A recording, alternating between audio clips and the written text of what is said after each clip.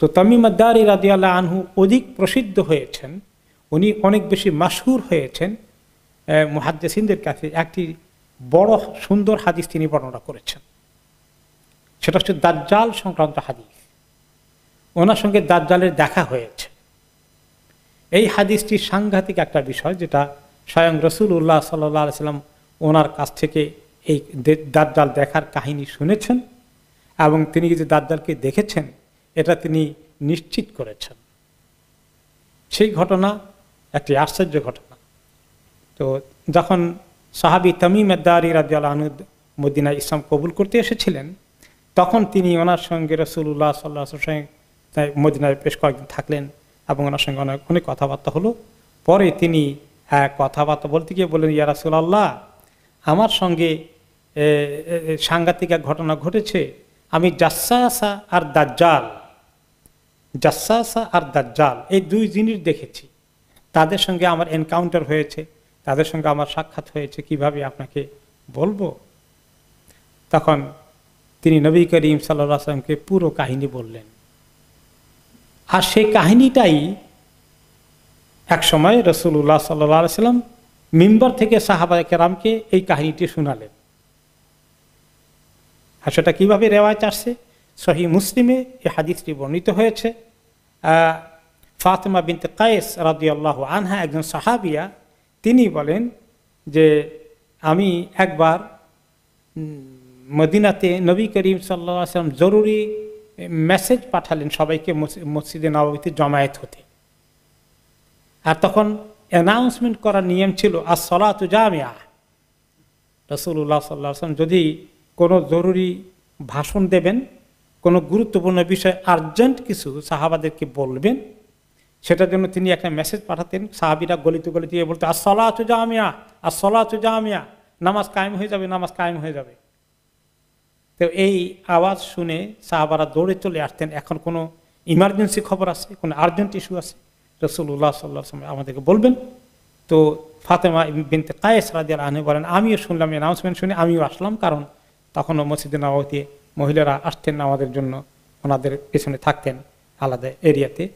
তো তিনি বলেন যে আমি দৌড়ে আসলাম এই অ্যানাউন্সমেন্ট শুনে, এবং আমি মহিলাদের সফে ছিলাম, যেটা পুরুষদের সফের পরেই। ফালাম্মা কাদা রাসূলুল্লাহ সাল্লাল্লাহু আলাইহি ওয়াসাল্লাম সালাতাহু, তিনি হয়তো তখন কোনো একটা নামাজের ওয়াক্তও ছিল, আজানও হয়তো হয়ে গেছে, সে নামাজের পরে তিনি সবাইকে নামাজ শেষ করে অ্যানাউন্সমেন্ট করলেন মসজিদের মধ্যে। বললেন, লায়ালজিম কুল্লু ইনসানিন মুসাল্লা, তোমরা কেউ উঠো না, সবাই আপন আপন জায়গায় নামাজের জায়গায় বসে থাকো, জরুরি কথা। তখনই তিনি মিম্বারে উঠে বসলেন কথাটা বলার জন্যে। ওয়াহুয়াইয়াদ হাকু, সাহাবিয়া বর্ণনা করেন যে তিনি যখন উঠে বসলেন কথা শুরু করবেন, উনি মুস্কি হাসি দিয়ে মিম্বারে বসলেন, তারপরে কথা শুরু করলেন। তারপরে আবার বললেন যে তোমরা বসো। বললেন যে আতাদরুনা লিমা জামাআতুকুম, তোমরা কি জানো কেন তোমাদেরকে জরুরি খবর পাঠিয়েছি আসার জন্যে, অ্যানাউন্সমেন্ট করা হয়েছে, কোন বিষয়ে? ক্বালু আল্লাহু ওয়া রাসূলুহু আ'লাম। সাহাবায়ে কেরাম যেটা সবসময় বলতেন যে আল্লাহ এবং তার রাসূলই ভালো জানেন, আমরা কোত্থেকে জানবো, কেমনে জানবো?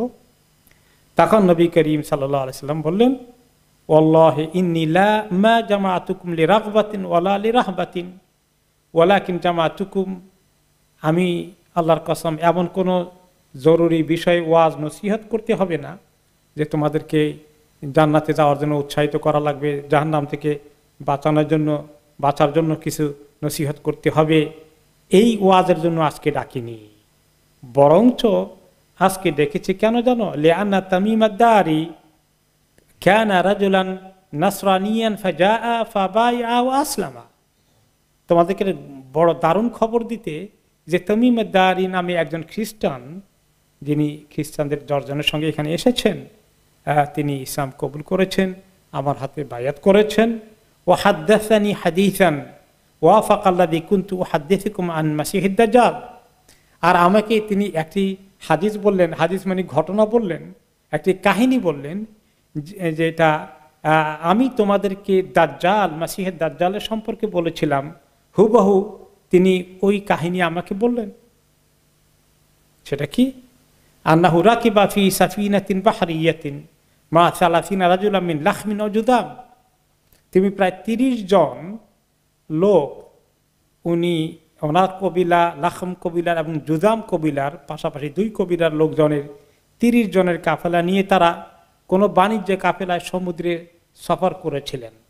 নবী করিম সাল্লাল্লাহু আলাইহি ওয়াসাল্লামের কাছে এসে ইসলাম কবুল করার বেশ আগের ঘটনা, বেশ কিছুদিন আগে ওনাদের একটা ঘটনা ঘটে। ওনারা নদী পথে সাগর পথে ব্যবসা বাণিজ্যে যাওয়ার জন্য একটা বড় জাহাজে উঠেছিলেন 30 জন।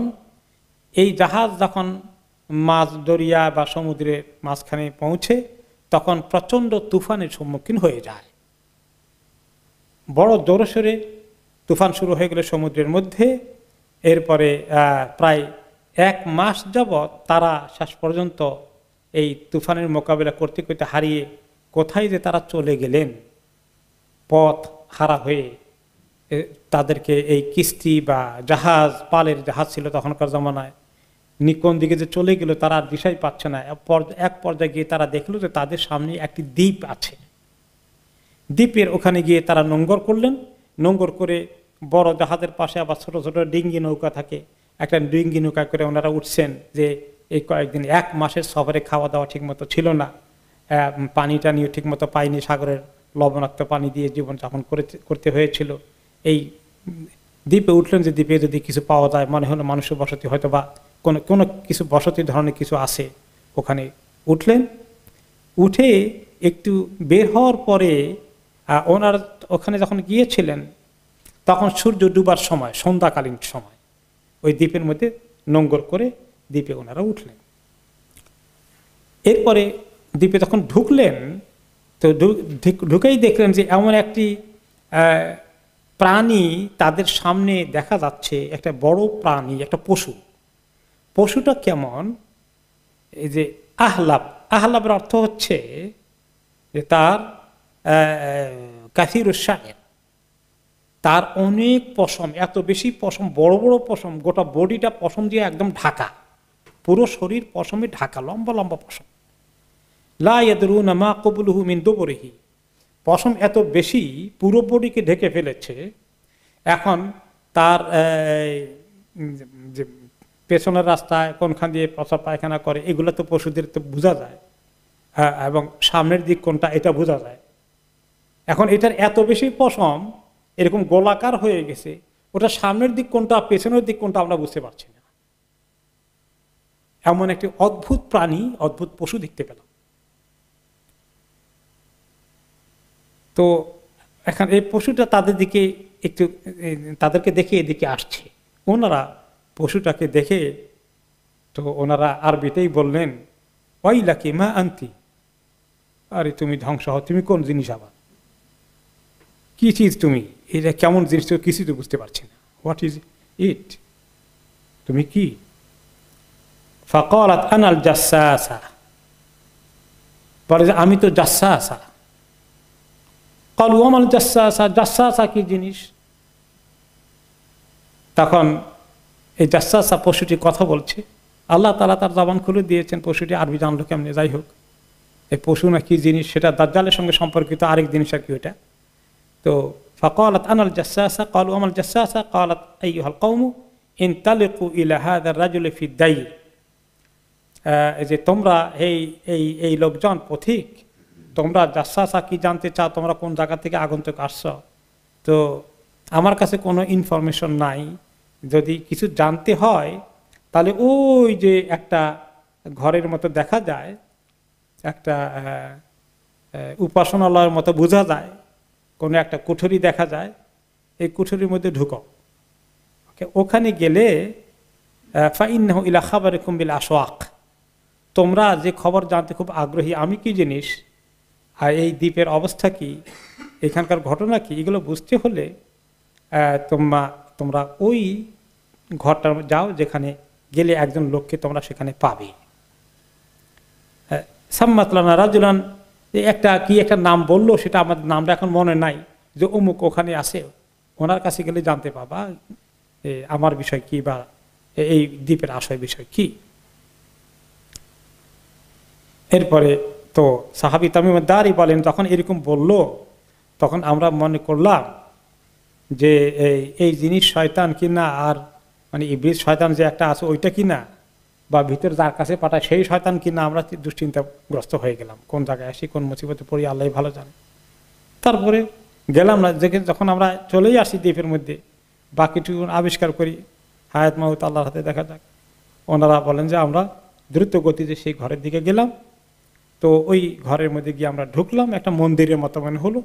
ঢুকলাম, গিয়ে দেখি যে বিশাল দেহের এক মানুষ, জীবনে এত বড় মানুষ কোনো দেখিনি, কল্পনাও করিনি যে মানুষের এত বড় সাইজ হতে পারে।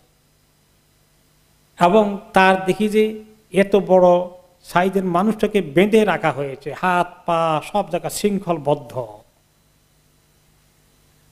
তার হাতগুলোকে এভাবে কাঁধের সঙ্গে এভাবে বাঁধা, হাত নড়াচড়া করে যে কিছু করবে খুলবে সে শক্তি নাই। তারপরে তার হাঁটু এবং পায়ের গোড়ালির মধ্যে শৃঙ্খল পরিয়ে দেওয়া আছে, সে যাতে কোনো দিকে ছুটতে না পারে। তা আমরা তাকে গিয়ে অবস্থায় দেখলাম, দেখে বললাম, ওয়াইলাকা মা আনতা, তুমি ধ্বংস হও, তুমি কোন জিনিস, তোমার পরিচয় কি? ক্বালা কাদ কাদিরতুম আলা খাবারি ফাআখবিরুনি মা আনতুম। তো সে তখন বলছে, ওই বন্ধী লোকটা, তোমরা তো আমার খবর পেয়েই যাচ্ছ, আমাকে দেখেই ফেলেছ, আমি তো হাতে কিছু বলবো, তোমাদের পরিচয় দাও, তোমরা কে কোত্থেকে এভাবে নাজিল হলে এখানে? ক্বালু নাহনু উনাসুম মিনাল আরব রাকিবনা ফি সাফিনাতিন বাহরিয়া। ওনারা পরিচয় দিলেন, আমরা আরব দেশের লোকজন, আমরা সমুদ্র সফরে বেরিয়েছিলাম জাহাজে করে। ফাসাদাফানাল বাহরু হাত্তা ইগতালাম, আর মাছ ধরিয়া এসে সমুদ্র মাঝখানে পৌঁছে আমরা মহা তুফানের মধ্যে পড়ে গেলাম। আলা ইবাবিনাল মাউজু সাহরান, এই সমুদ্রের ঢেউ আমাদেরকে মাসখানিক দিকভ্রান্ত হয়ে ঘুরিয়ে টুরিয়ে আমাদেরকে শেষ পর্যন্ত এই তোমার দ্বীপের কাছে এসে আমাদেরকে ভিড়ালো। আমরা এখানে নোঙ্গর করলাম, তো আসলাম যে দেখি এই দ্বীপে কি আছে, কিছু খাবার দাবার বা কিছু পাওয়া যায় কিনা খোঁজ খবর খুব কৌতূহল নিয়ে আসলাম যে এই দ্বীপের হাকিকত কি। তো এসেই আমাদের সামনে পেলাম এক অদ্ভুত পশু, তার এত পশম যে গোটা শরীরকে এভাবে ঢেকে রেখেছে, তার মাথা কোনটা পাশা কোনটা কিছুই বোঝা যায় না। তো এরকম একদিনই দেখলাম, তাকে জিজ্ঞেস করলাম, তুমি কোন জিনিস, তোমার পরিচয় কি? সে বলল, আমি জাসা আসা। বললাম, জাসা আসা কি জিনিস? তাকে সে বলে যে ওই একটা মানুষ ওখানে আছে এই মন্দিরের মধ্যে, সেখানে যাও, সেখানে গেলে কিছু খোঁজ খবর পাবা, তোমরা যা আগ্রহ, তোমাদের যেটা দরকার, ওইখানে কিছু খবর আছে, আমার কাছে এমন কোনো খবর নেই। তো তখন আমরা দৌড়ে আসলাম, দেখি এই মন্দিরে কি আছে, তোমার কাছে দৌড়ে আসলাম। এবং আমরা খুব আশঙ্কায় ছিলাম যে তুমি বা এই মন্দিরে যে আছে যার কথা বললো, অথবা ওই প্রাণী যেটা দেখলাম এটা শয়তান কিনা সেই চিন্তার মধ্যে ছিলাম। ওই প্রাণীটার ব্যাপারে, জাসাসার ব্যাপারে তাদের সন্দেহ হলো, এটা শয়তান জাতীয় কিছু কিনা। সম্ভাবনা আছে জাসাসা হয়তো শয়তানি, তার আকৃতি এরকম হয়েছে। তখন সে বলল যে এই ভিতরে যাও, তার কাছে তোমরা জিজ্ঞেস করো। তো তখন ওই লোকটি, শৃঙ্খলাবদ্ধ বিশাল দেহের লোকটি বলে, এখন আমাদেরকে জিজ্ঞেস করলো, তুমি দাঁড়িয়ে রহমতুল্লাহ বলেন, রাদিয়াল্লাহু আনহু বলেন যে আখবিরুনি আন নাখলে বাইসানা। সেই লোকটি প্রশ্ন করলো যে বাইসান নামে তোমাদের আরব দেশে যে একটা এলাকা আছে, ওই এলাকার খবর আমাদেরকে, খেজুর গাছগুলোর কি অবস্থা, খেজুর বাগানের, এগুলোর খবর আমাদেরকে বলো তো, আমাকে বলো যে বাইসান এলাকার খেজুর গাছগুলোর ফসল টসল কেমন হচ্ছে। কুলনা আন আইয়িশা নিহা তাস্তাখবির। তো আমরা বললাম, ইমাম তামিমদারি বলেন যে গাছা বাইসান এলাকার কি খবর চাও? ক্বালা আসআলুকুম আন নাখলিহা হাল ইউসমিরু। ওই তোমাদের বাইসান এলাকার, আরব দেশের ওই এলাকার খেজুর গাছগুলো কি ফল দেওয়া শুরু করেছে? খেজুর গাছগুলো কি খেজুর ধরে? বললেন আল্লাহু নাম, হ্যাঁ খেজুর তো ধরে। ক্বালা আমা ইন্নাহু ইউশিকু আন লা তুসমির। তখন সে বলল, শৃঙ্খলাবদ্ধ লোকটি, অচিরেই ওই এলাকার, বাইসান এলাকার গাছ, খেজুর গাছগুলো আর খেজুর ধরবে না, খেজুর ধরা শেষ হয়ে যাবে। কিয়ামতের আগে ওই এলাকার খেজুর গাছগুলো শুকিয়ে যাবে, খেজুর ধরবে না, এটাই ইঙ্গিত বোঝা গেল আর কি। তারপরে বলল আখবেরুন আন বহাইরাতি তবারিয়া। আরব দেশের জর্ডান এলাকায় বহাইরা তবারিয়া, তবারিয়া নামে একটা লেক আছে, বড় একটা হ্রদ, পানির হ্রদ বিশাল। তো ওই তবারিয়া হ্রদের খবর দাও, সেটার খবর কি? কুলনা আন আইয়ি শানিহা তাস্তাখবির, যে তুমি ওই হ্রদের সম্পর্কে কি জানতে চাও? আলা হাল ফিহা মাউন, যে সেখানে কি প্রচুর পানি আছে হ্রদের মধ্যে এখনো? ক্বালা হিয়া কাসীরাতুল মা, হ্যাঁ অনেক পানি আছে, পানিতে ভরপুর। ক্বালা আম্মা ইন্না মাআহা ইউশিকু আন ইয়াযহাব, তখন সে বলল যে একদিন অচিরেই, খুব বেশি দেরি নয়, ওই হ্রদের পানি শেষ হয়ে যাবে। তার মানে কি এই হ্রদের পানি শেষ হয়ে যাবে, ইয়াজুজ মাহুজ আসে ওই কিয়ামতের আগে, এত পানি খাবে তারা, এত বিশাল বাহিনী, ও গোটা এই হ্রদের পানি খেয়ে তারা একদম শুকিয়ে ফেলবে। সে এগুলো জানে। তারপরে বলল আখবেরুনি আন আইনি জোগার, যে আইনি জোগার যে এলাকা আছে সিরিয়ার পাশে, সেই আইনি জোগার এলাকার খবর কি? কুলনা আন আইয়ি শানিহা তাস্তাখবির, তাহলে তুমি আইনি জোগারের কি খবর জানতে চাও, কোন বিষয়? ক্বালা হাল ফিল আইনি মাউন, সেখানে যে পানির আইন আছে, ঝর্ণা ধারা আছে, স্প্রিং যেটা আছে, ওটা থেকে কি পানি এখনো আসে, পানি পাওয়া যায়?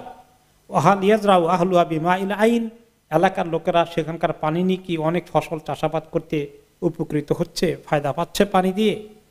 কুলনা লাহু নাম, হ্যাঁ। হিয়া কাসীরাতুল মা, ওই স্প্রিং, ওই ঝর্ণা ধারা দিয়ে অনেক পানি আসে এবং আশেপাশের লোকেরা তারা নিজেরা পান করে, তাদের ক্ষেত ফসল চাষাবাদের জন্য ব্যবহার করে ইত্যাদি।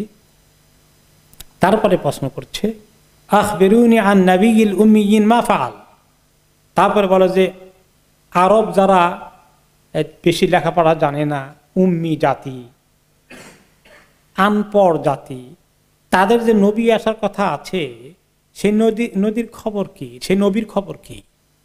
সে নবী আসছে কিনা, আসলে কোন হালাতে এখন আছে, তার অবস্থাটা বলো। তারপরে তখন তিনি বললেন কাদ খারাজা মিন মাক্কা ওয়া নাযালা ইয়াসরিব, এই যে তিনি তো মক্কায় নাজিল হয়েছেন, মানে মক্কায় তার নবুয়ত পেয়েছেন, এবং তিনি ইতিমধ্যে ইয়াসরিব পৌঁছে গিয়েছেন, অর্থাৎ মদিনা তয়্যিবাতে তিনি ওনার সেন্টার মজবুত করে ফেলেছেন। তখন কিন্তু তামিম আদ-দারি ইসলাম কবুল করেন নাই, এই ঘটনা তখন ঘটে ওই দ্বীপের মধ্যে। কিন্তু তিনি তখনও জানেন, তামিম আদ-দারি, নবী মুহাম্মদ সাল্লাল্লাহু আলাইহি ওয়াসাল্লামের খবর, যে তিনি মক্কা থেকে মদিনায় এসেছেন, তবুকের অভিযান করে আবার মদিনা ফেরত গিয়েছেন, এরপরেই তো তিনি মদিনায় এসেছিলেন, তো কাজে তিনি ঘটনা বললেন। তারপরে প্রশ্ন করলো শৃঙ্খলাবদ্ধ লোকটি আকা তালাহুল আরব, যে আরবের অন্যান্য কবিলাগুলো কি তার সঙ্গে যুদ্ধ বিগ্রহ করে তাকে পরাভূত করার চেষ্টা করেছে? বললেন না, হ্যাঁ অনেক যুদ্ধ হয়েছে আরবদের সঙ্গে তার। কাইফা সানা বিহিম, তো এখন যে তাহলে শেষ পর্যন্ত কি হলো তাদের সঙ্গে যুদ্ধ শেষে, ওনার কি আলটিমেট বা পরিণাম ফল কি হলো, তাদের সঙ্গে ওনার এখন সম্পর্ক কি? ফাআখবারনাহু আন্নাহু কাদ যাহারা আলা মান ইয়ালিহি মিনাল আরবি ওয়া আতাউহু, আমরা বলে দিলাম যে যুদ্ধ বিগ্রহ শেষে আরবের কবিলাগুলো শেষ পর্যন্ত বলতে গেলে সবাই তার ইসলাম কবুল করেছে এবং তার হাতে ইসলাম কবুল করে তার আনুগত্য করে যাচ্ছে, তাকে গ্রহণ করে ফেলেছে। কাদ যালিকা, তখন সে বলল ও এটা হয়ে গেছে। আমরা বললাম হ্যাঁ হয়ে গেছে। তখন সেই শৃঙ্খলাবদ্ধ লোকটি বলল আমা ইন্না যালিকা খায়রুন লাহুম আন ইউতিউ, হ্যাঁ তারা ভালোই করেছে, তারা তার কথা শুনে তার কথায় ডাকে সাড়া দিয়েছে, এটা তাদের জন্য শেষ পর্যন্ত ভালো হয়েছে। ওয়া ইন্নী মুখবিরুকুম আন্নী, এখন তোমাদের খবর সব জানলাম, এবার আমার খবর জানতে চেয়েছো, আমি আমার খবর বলছি।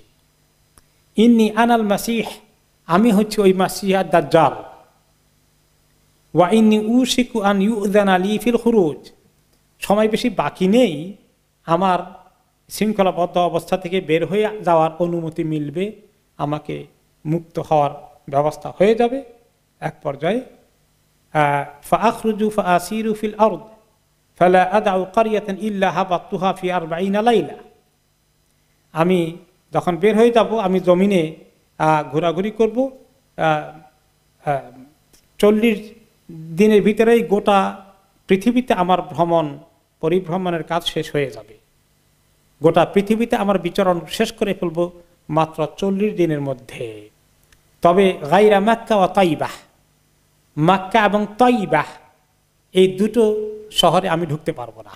তাইবা মানে মদিনা, মদিনা মুনাওয়ারা। ফাহুমা মুহাররামাতান আলাই, এই দুটো শহর আমার জন্য নিষেধ হয়ে থাকবে, আমার নিষেধাজ্ঞা আছে, আমি ঢুকতে পারবো না। কুল্লামা আরাদতু আন আদখুলা ওয়াহিদাতান আও ওয়াহিদাতাম মিনহুমা, আমি যখনই এই দুটোর কোনো একটায় ঢুকতে প্রবেশ করতে চেষ্টা করব, ইস্তাকবালানি মালাকুন বিয়াদিহি সাইফু সালতান ইয়াসুদ্দুনি আনহা, এই মক্কা মদিনার চতুর্পাশে অনেক ফেরেশতা থাকবে সব পথ গিরিপথ দিয়ে, আমি যখনই ঢুকতে চাইবো নাঙ্গা তালোয়ার হাতে করে তারা আমাকে ধাওয়া করে আমাকে প্রতিহত করবে, ঢুকতে দেবে না। ওয়া ইন্না আলা কুল্লি নাকবি মিনহা মালাইকাতান ইয়াহরুসুনাহা, মক্কা মদিনার পাশের সকল প্রবেশ পথে প্রচুর পরিমাণ ফেরেশতা এইভাবে অস্ত্র নিয়ে আমার বিরুদ্ধে অবস্থান নিয়েছে, যাতে পাহারা দিচ্ছে যাতে আমি কখনো ঢুকতে না পারি। এই হাদিস শেষ হলো। এই হাদিস তিনি তাদেরকে শোনালেন। ওই শোনানোর এই শেষ সেন্টেন্সের পরে রাসূলুল্লাহ সাল্লাল্লাহু আলাইহি ওয়াসাল্লাম হাতে যখন তিনি দাঁড়িয়ে খুতবা দিচ্ছিলেন, একটা লাঠি ছিল, তিনি লাঠিটা দিয়ে ওনার পায়ের নিচের দিকে মাটির মধ্যে আঘাত করলেন, এই বললেন হাদিহি তাইয়্যিবা হাদিহি তাইয়্যিবা, এই হচ্ছে তাইয়্যিবা, এই হচ্ছে তাইয়্যিবা, হাদিহি তাইয়্যিবা 3 বার বললেন। অর্থাৎ মদিনা, মদিনা হচ্ছে তাইয়্যিবা, যে তাইয়্যিবা দাজ্জাল উল্লেখ করেছে। তো এই জন্য মদিনার অপর নাম তাইয়্যিবা, মদিনার অপর নাম তাইয়্যিবা কোন কোন হাদিসে এসেছে, আবার কোন কোন হাদিসে নাম এসেছে তাবাহ, ওই তাইয়্যিবা কাছাকাছি অর্থ পবিত্র, পাক পবিত্র, ভালো, উত্তম। অন্য রিওয়ায়াতে আসছে যে রাসূলুল্লাহ সাল্লাল্লাহু আলাইহি ওয়াসাল্লাম বলেছিলেন ইন্না তাইয়্যিবাতাল মাদিনা, ইন্না তাইয়্যিবাতান আল মাদিনা, ওই যে তামিমের দাড়ি হাদিস তাইয়্যিবা বলছে, ওই দাজ্জাল তার মুখে দিয়ে উচ্চারণ করেছে, সেটা আমার এই মদিনা শহর। ইন্নাল্লাহা হাররামা হারামি আলা দাজ্জাল আন ইয়াদখুলাহা, আল্লাহ তাআলা আমার এই শহর, এই মদিনা শহরের মধ্যে তার প্রবেশ পথকে নিষিদ্ধ করে দিয়েছেন, সে কখনো ঢুকতে পারবে না।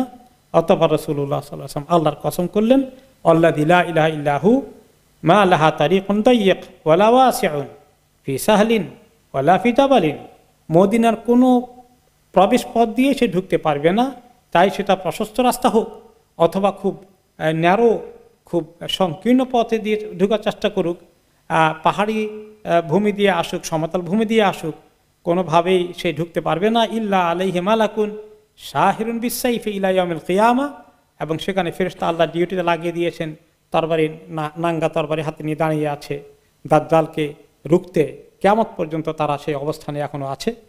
মা ইয়াস্তাতিউ দাজ্জালু আন ইয়াদখুলাহা আলা আহলিহা, কখনো মক্কা মদিনাবাসীকে বিভ্রান্ত করতে দাজ্জাল এই 2 শহরে ঢুকতে পারবে না।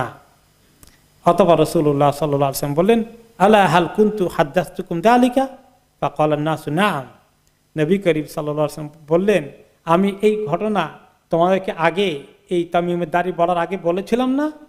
সাহাবায়ে কেরাম বললেন বলেছিলেন, ঠিক। আর এখন তামিমের দাড়ির ঘটনা সেটা মিলে গেল।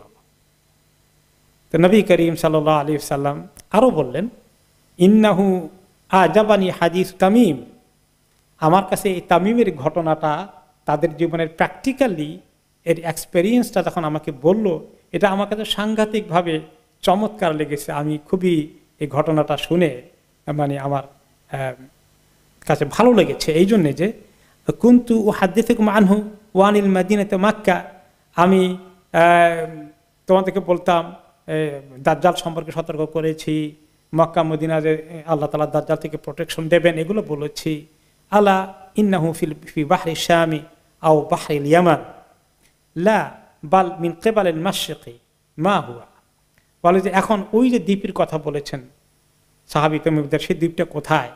এটা ওই সিরিয়ার পরে যে সাগর আছে, আরব সাগর বা পারস্য উপসাগর বলা হয়, অথবা ইয়ামানের ওদিক দিয়ে যে সাগরটা আছে ওই দিকে কোনো একদিকে পূর্ব দিকেই হবে। তিনি মদিনা থেকে দেখালেন যে পূর্ব দিকেই ওদিকের কোনো সাগরের মধ্যে হবে। তারপর আবার বললেন মা হুয়া মিন কাবালিল মাশরিক, মা হুয়া সেটা কি জানো, সেটা পূর্ব দিকে, সেটা কি জানো, সেটা পূর্ব দিকে কয়েকবার রিপিট করলেন। ওয়া আও মা বিয়াদিহিল মাশরিক, অথবা ওনার হাত দিয়ে তিনি পূর্ব দিকে ইন্ডিকেট করলেন, ইশারা করলেন যে পূর্ব দিকের ওই সাগরে ওই কোনো এক জায়গায় ও দ্বীপটি আছে। এখন এই দ্বীপটি তো আল্লাহ তাআলা গায়েব রাখবেন, শুধু তামিম দারিকে দেখিয়েছেন। দেখানোর কারণ হচ্ছে যে রাসূলুল্লাহ সাল্লাল্লাহু আলাইহি সাল্লাম মাধ্যমে ওই হাদিসটা উম্মতকে কনফার্ম করার জন্য আল্লাহর মাশিয়াত ছিল, কুদরত ছিল, তিনি দেখিয়েছেন।